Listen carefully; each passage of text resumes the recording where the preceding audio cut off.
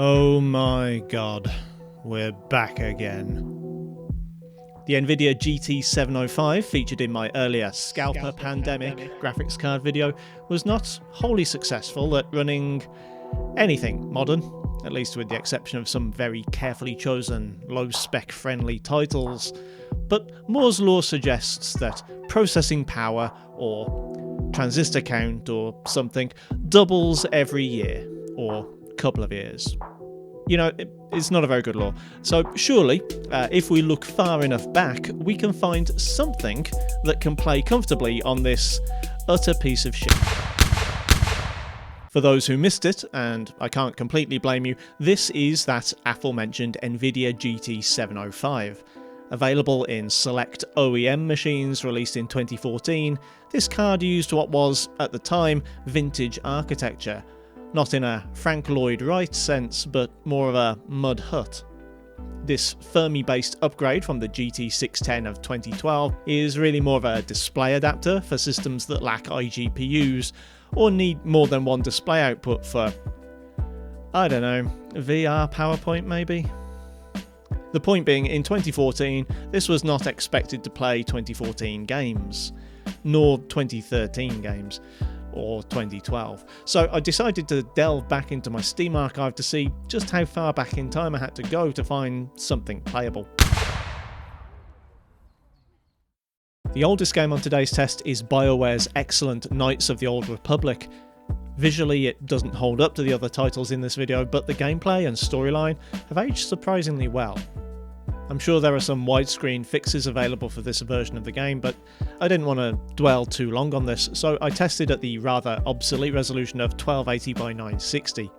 This style of game uses turn-based combat, so the 36 FPS average and 15 FPS 1% lows aren't necessarily going to result in an unplayable experience here.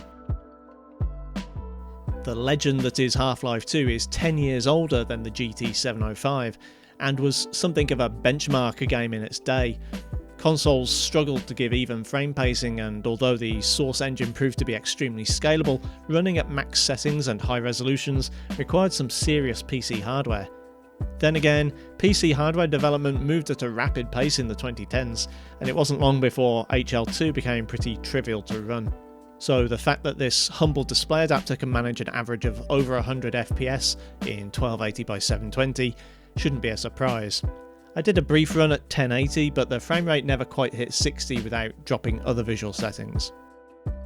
Back in 2004, Doom 3 was one of the first games to release after I'd gotten a full-time job and could afford to buy computer parts, and as such was one of the driving forces behind my GPU upgrades that year. It shouldn't be any surprise that this 2014 card could play Doom 3 at 1920 by 1080 with some config tweaks at close to an average of 60 FPS. After all, I expect a 2004 PC wouldn't have found the then 10-year-old Doom 2 particularly taxing either. If anything, I'm slightly disappointed it didn't do better, but I suppose if I'd had the patience to tweak further, I might have found a happy medium, maybe around 1600 by 900 or 1280 by 720. GTA San Andreas, however, was a big letdown. Given that this game apparently runs quite nicely on Android phones, my initial test at 1280 by 720 high settings, failing to hit 30, was disappointing. Not quite as disappointing as mouse look failing to work, leaving me stuck, unable to move the camera. I dare say, if I could have got that problem fixed, I'd have had an acceptable frame rate at medium or low settings, though I ran out of time and patience by that point. Jumping forwards a few years, Call of Duty 4 Modern Warfare changed not only the franchise but the FPS genre as a whole for years to come. If you're feeling nostalgic for the days when the cast of EastEnders were as big as Activision could justify hiring, then the GT 705 can give you a passable experience. The average looks pretty good, over 70 FPS should be more than adequate for most players, especially in the campaign, but the frame pacing is extremely erratic, making for a quite unpleasant experience overall.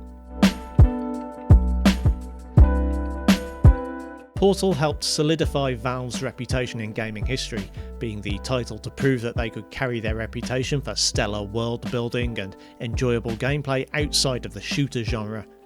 Built on the same engine as Half-Life 2, but with a much more minimalist art style, the benchmark results aren't too surprising.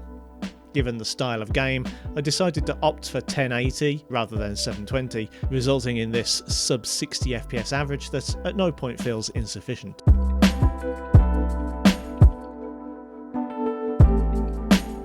It's been a while since I played Bioshock, and the biggest Bioshock for me was the narrow field of view.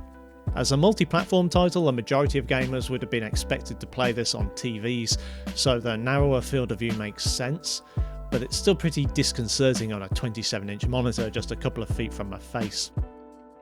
FPS here was pretty low, though experimenting at lower quality settings with higher frame rates resulted in some unpleasant strobing effects early on, which might trigger some people's sensitivities, so I wouldn't particularly recommend it. Depending on when this video goes live, the remastered Mass Effect Legendary Edition has either just been released or soon will. This is, of course, not that version. The original game, released on PC in 2008, has a remarkably solid visual style that you would think would be too much for the GT 705. Thankfully, this is not the case, and I got a pretty playable 36 FPS average with lows of 24. If you've heard good things about the series but don't have the GTX 760 or HD 7970 that are apparently the remaster's minimum requirements, you shouldn't be disappointed with the original. Finally, the most recent game featured today is the immensely influential Batman Arkham Asylum from 2009. Inspiring everything from Lord of the Rings to Marvel's Spider-Man, this game needs some compromises in order to run smoothly on our video adapter, but surprisingly, it can get there and be pretty playable too. The average FPS graze is under 60, however, I did come across some huge visual glitches in parts of the game which might hinder your enjoyment somewhat. So, I think I can confidently say my experiment was a success. Not only can a GT 705 game, it can play some of the most well-regarded, influential, and critically acclaimed PC titles of all time. Sometimes you might still have to make some sacrifices in order to get a smooth frame rate, but is this not still true with modern games and hardware? After all, my RTX 3060 Ti still needs DLSS in order to make ray-traced Cyberpunk 2077 happen. No, none of these are modern blockbusters, but today's gaming market is flooded with remakes, remasters, overstuffed open worlds, and cash grabs. By limiting yourself to this humble adapter, you can truly appreciate the joys of a simpler, more innocent era in gaming history. Yeah, I know, I should have been a lawyer. To be clear, you should not buy this graphics card, certainly not for the £12 I paid. There are better options for only slightly higher prices. In fact, there's a strong chance you have a better option already built into your CPU. But times are tough, and if somehow you're stranded with one of these or the equally terrible GT 610 in your otherwise GPU-less system, it might be of some comfort to know you're not limited to watching other people gaming on Twitch. I've been around the comments sections of other channels long enough to know how this goes. I make a video on the worst GPU I have, and a dozen people in the comments tell me how they have something even worse. It's like that old comedy sketch about who had the hardest childhood.